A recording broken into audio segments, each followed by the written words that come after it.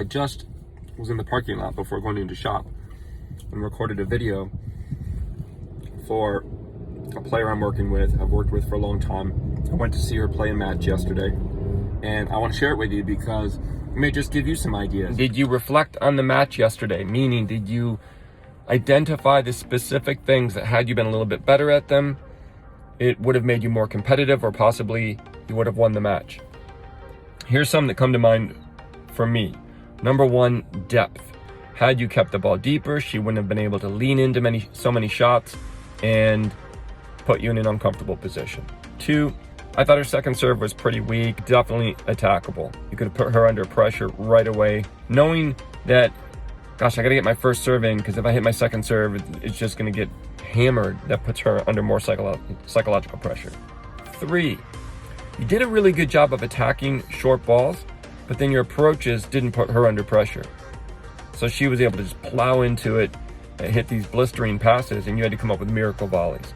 Your approach shots have to be forceful, have to make her uncomfortable. Next, the going inside out forehands, too many in the net. Was it technical? Was it a footwork issue? Was it that you just weren't being mindful of the air target that you needed? Wide deuce slice serve. She was standing so far back, there were just points to collect there the entire match that you weren't able to take advantage of. And then lastly, I think we just got to keep working on the technique on the forehand. There were a handful of forehands that were fantastic, and there were two that stick out as just mint. So that was very encouraging to me.